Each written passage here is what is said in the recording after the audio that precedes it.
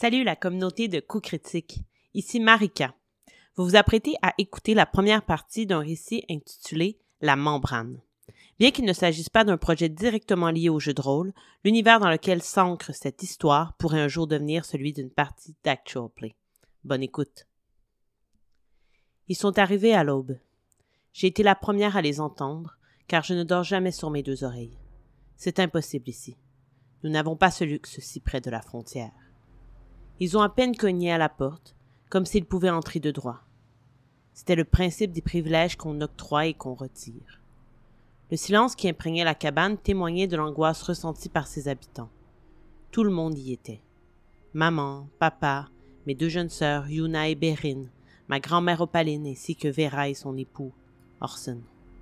J'étais certaine que chacun des occupants simulait le sommeil à ce moment.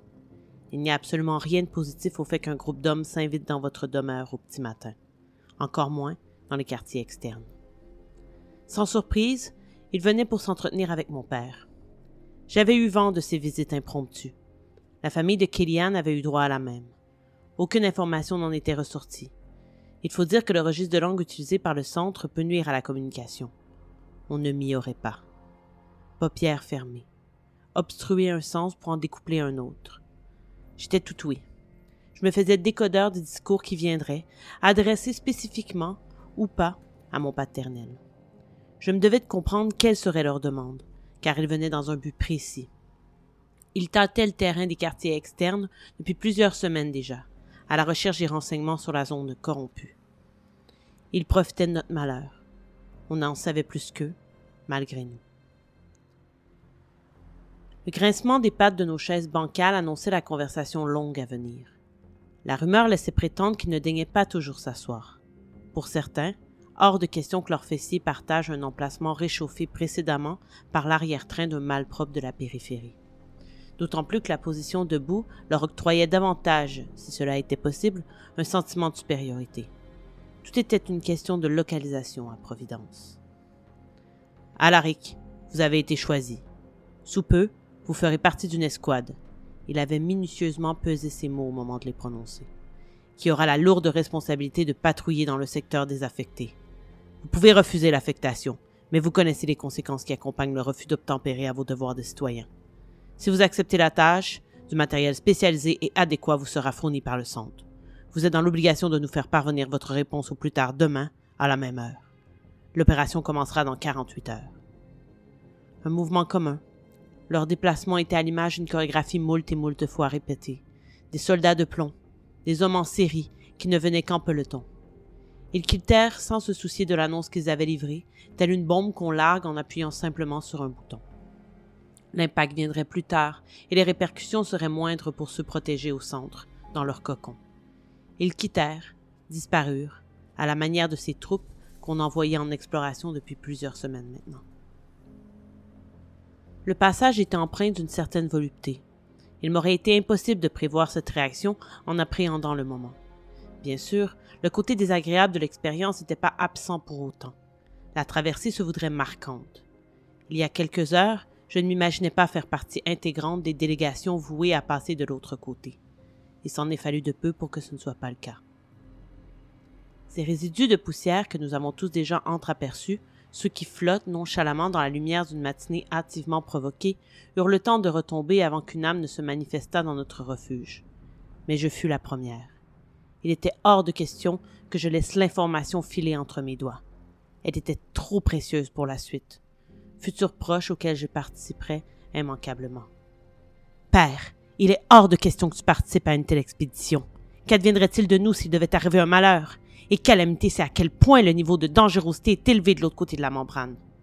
Ma fille, tu sais pertinemment qu'il est inconcevable de refuser le mandat imposé par le centre. N'as-tu pas déjà eu la malchance de croiser la route des tombés? Voilà ce qu'on fait à ceux et celles qui n'obtempèrent pas. » C'était il y avait quelques mois. Nous profitions d'une soirée douce durant laquelle le seuil de toxicité était à son plus bas. Dans ces moments, les géants du centre nous octroyaient la permission de déambuler dans les rues adjacentes à la limite zonée. Malgré ce privilège, les parages se voulaient pratiquement déserts. La peur encloître les êtres, autant dans nos lieux que dans nos têtes. Kellyanne me donnait la confiance qu'il fallait pour jouir de ces répits uniques pendant lesquels la liberté nous apparaissait quasiment envisageable. À l'abri des regards trop présents et envahissants, les rapprochements entre lui et moi s'accentuaient. Il est étrange de constater que l'intimité naissait au sein des grands espaces de la ville plutôt que dans l'intérieur clos de nos chaumières. Bref, nous frôlions la perfection de ces instants suspendus à l'image de cette poussière que j'observais si souvent en silence. Jusqu'à ce que nous tournions le coin d'une ruelle et que tout ce qui nous maintenait en vie nous ramène drastiquement à la mort. 4 corps, suspendus par les chevilles, ligotés dans une substance méconnaissable, semblable à la chrysalide d'un papillon, mais à la fois à la toile d'une araignée. Manifestement, des gens qu'on avait torturés avant de les assassiner sauvagement. Les tombés, ceux qui avaient choisi de désobéir. Du sommet de la tour de contrôle, communément appelée le cerveau, Ségolène Duverger observait les couloirs sinueux formant le labyrinthe qui était la périphérie. Récemment, le CRC, Conseil rapproché du centre, avait pris l'importante décision de disposer des pièges émotionnels dans des points stratégiques des quartiers externes. Les pièges émotionnels, c'était son idée à elle. Puisque leur corps était souvent déjà faible, vieillissant et sous-alimenté, elle en avait conclu qu'il était désormais venu le moment de s'attaquer à leur esprit et surtout à la parcelle d'espoir qui pouvait subsister en eux. Il n'y avait pas de place pour la trêve dans le mépris qu'elle ressentait à leur égard. Il y avait peu, une équipe tactique était née au cœur même des habitants de l'extérieur. On leur avait promis plus de vivres, une visite du centre, bref, une baliverne qui ne demandait aucun effort de la part des dirigeants et qui leur permettait d'amadouer la vermine qui se satisfaisait largement des restes. Leur mission était tout ce qu'il y avait de plus simple. Localiser les lieux propices aux évasions affectives des résidents de la périphérie. En d'autres termes, où allaient-ils pour oublier le quotidien? Dans quel endroit se donnaient-ils rendez-vous pour échanger des moments doux, dans lesquels certains allaient même jusqu'à se reproduire tels les rats fornicateurs qu'ils étaient? Au sein de quel recoin déposaient-ils des messages secrets ou communiquaient-ils en se croyant furtifs? Il fallait annihiler ces possibilités.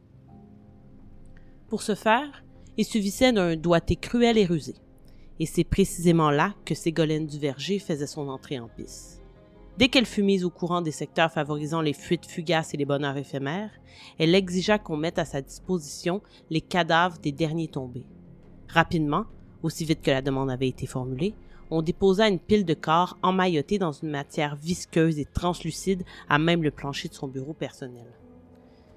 Bien que les gardes précautionneux portassent des gants pour manipuler les dépouilles, cela n'empêcha pas l'un d'entre eux de voir sa main s'enfoncer profondément dans l'étoffe gélatineuse avant de poursuivre sa route dans la peau putréfiée elle-même.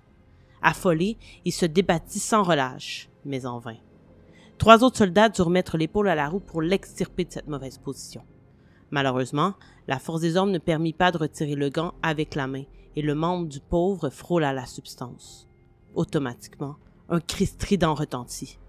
La douleur semblait épouvantable, à l'image de ces striures qui avaient fait leur apparition sur le bras de la victime. L'origine de ce beuglement était peut-être due à la souffrance, mais elle pouvait également être la preuve de la compréhension du jeune homme face à ce qui l'attendait. La contamination avait déjà commencé. Il était trop tard pour lui. Entre lamentation et vocifération, il fut amené pour ne plus jamais revenir. Après le vacarme provoqué par l'évacuation du malheureux, suivit un silence assourdissant. L'espace énorme de la pièce se voyait maintenant occupé par 2 personnes seulement, Ségolène et le sergent Berlioz. Ils échangèrent un regard grave. Le duo possédait un sang-froid surprenant. Ils n'occupaient pas leur fonction par pur hasard.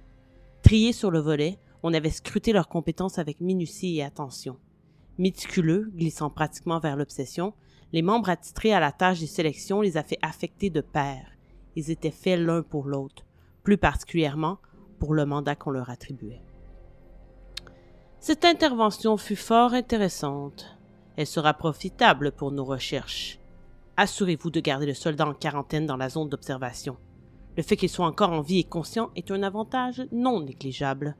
Mais je m'emballe. D'abord, faites venir des hommes pour qu'ils dispersent ces tombés. Elle pointa à l'amas de cadavres. Dans les lieux propices aux évasions affectives. Pendez-les par les pieds. Rendez-les visibles. Montrez-leur qu'il n'y a pas d'issue possible.